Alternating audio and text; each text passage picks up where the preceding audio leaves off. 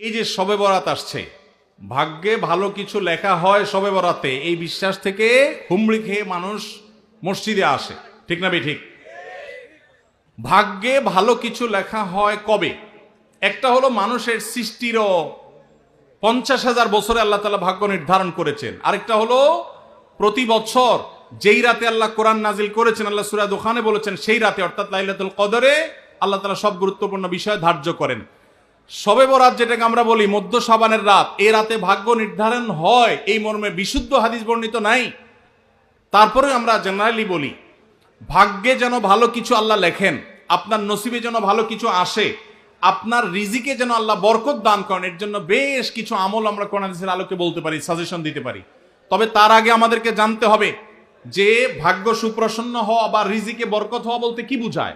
বা রিজিকে বরকত হওয়া বলতে বুঝায় আপনি যা কামাই করবেন এর ভিতরে আল্লাহ তাআলা কল্যাণ দিবেন, যা কামাই করবেন এর ভিতরে বরকত হবে, প্রাচুর্য না, অনেক টাকা না, যা হবে এটাতে কি হবে? বরকত হবে। আমরা কি বরকত চাই না সম্পদ বেশি চাই? বরকত চাই। বরকত যদি চান এক নম্বর হলো ঈমান এবং তাকওয়া লাগবে। আল্লাহ বলেছেন ওয়ালাউ আন্না আহলাল কুরআন আমানু ওয়াত্তাকাউ লাফাতাহনা আলাইহিম বারাকাতিম মিনাস সামা। যদি কোনো জনপদের লোকেরা ঈমান আনে, আল্লাহর ভয় অন্তরে লালন করে, আল্লাহ বলেছেন আসমান থেকে বরকতের সব দুয়ার খুলে দেওয়া হবে। এজন্য ভাই ঈমান যদি থাকে, তাকওয়া যদি থাকে, গুনাহমুক্ত জীবন গড়ার সংকল্প যদি থাকে, বরকত আসবে জীবনে। নাম্বার 2, ইস্তেগফার বেশি বেশি করলে আল্লাহ বলেছেন সূরা নূহের মধ্যে যদি কেউ ইস্তেগফার করে, নূহ আলাইহিস সালাম তার জাতিকে বলেছেন ফাকুল তুস্তাগফিরু রাব্বাকুম ইন্নাহু কানা গাফফারা ইউরসিলিস সামাআ আলাইকুম মিদরারা ওয়া ইমদিদুকুম বিআমওয়ালিন ওয়া বানিন ওয়া ইয়াজআল লাকুম জান্নাতিন ওয়া ইয়াজআল লাকুম আনহারা। আল্লাহ নবী নূহ আলাইহিস সালাম বলেছেন আমি আমার জাতিকে বলেছি তোমরা আল্লাহর কাছে ইস্তেগফার করো, ক্ষমা প্রার্থনা করো। বেশি বেশি ইস্তেগফার করলে আল্লাহ তাআলা রিজিকের মধ্যে বারাকা দিবেন, অভাব দূর করবেন, সম্পদে এবং আল্লাহ তাআলা বরকত দান করবেন। তাহলে 2 নম্বর আমল হলো ইস্তেগফার করা, রিজিকে বরকত হবে ইনশাআল্লাহ। নাম্বার 3, শুকর আদায় করা। আল্লাহ বলেছেন লা ইন শাকারতুম লা আযীদান্নাকুম। আপনি কোনো কিছু পেয়েছেন আলহামদুলিল্লাহ বলেন, যা পাইছেন শুকর আদায় করেন, আল্লাহ নিয়ামত বাড়ায় দিবেন। নাম্বার 4, দান সাদাকা করা।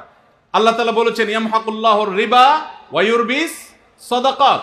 আল্লাহ সুদকে ধ্বংস করবেন, তবে সাদকা এবং দান এটাকে আল্লাহ তাআলা বাড়িয়ে দিবেন। এই জন্য কেউ যদি দান করে আল্লাহ তাআলা তাকে কি দেন? বরকত দান করেন তার রিজিকে। তারপরে 5 নম্বর হলো আত্মীয়তার সম্পর্ক রক্ষা করা। নবীজি সাল্লাল্লাহু আলাইহি ওয়াসাল্লাম বলেছেন মান সাররাহু আন ইউবসাতা লাহু ফি রিজকিহি আও ইউনসা লাহু ফি আথারিহি ফালিয়াসিল রাহিমা। যে ব্যক্তি চায় তার আত্মীয়তার সম্পর্কে, যে ব্যক্তি চায় তার হায়াতে বরকত হোক, তার রিজিকে বরকত হোক, সে যেন আত্মীয়তার সম্পর্কের সাথে সম্পর্ক ভালো রাখে, আত্মীয়দের সাথে অর্থাৎ রক্ত সম্পর্কে আত্মীয়দের সাথে যেন সম্পর্ক কানেক্টেড রাখে, বিচ্ছিন্ন না করে, তাহলে তার রিজিকে এবং হায়াতে বরকত হবে।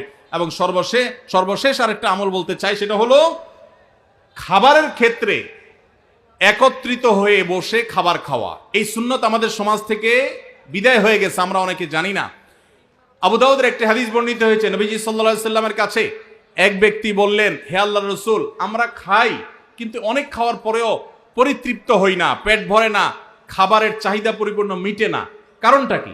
নবীজি সাল্লাল্লাহু আলাইহি সাল্লাম বলেছেন তোমরা সম্ভবত আলাদা আলাদা প্লেটে খাও, আলাদা আলাদা সিঙ্গেল খাও। তখন নবীজি সাল্লাল্লাহু আলাইহি সাল্লাম বলেছেন তোমরা সবাই একসাথে খানা খাবে, আল্লাহ তাআলা তোমাদের খাবারে বরকত দান করবেন। একসাথে খানা খাবে এবং বিসমিল্লাহ বলে খাবে, এই 2টা কাজ করলে আল্লাহ তাআলা তোমাদের খাবারে বরকত দান করবেন। এজন্য ভাইরা বাসা বাড়িতে এক প্লেটে, স্বামী স্ত্রী 2 জন আছেন, এক প্লেটে খাবেন, বাচ্চাদেরকে নিয়ে বড় প্লেট নিয়ে খানা খাবেন, এটা সুন্নত। নবীজি সাল্লাল্লাহু আলাইহি সাল্লাম উৎসাহ দিয়েছেন, কিন্তু আমাদের সমাজ থেকে এটা এখন হারিয়ে গেছে, নাই বললে চলে। আমরা সবাই যার যার মতো খানা খাই। এজন্য এই কাজটাও আমাদের আমলে, আমাদের রিজিকে, আমাদের হায়াতে বরকত এনে দিবে ইনশাআল্লাহ।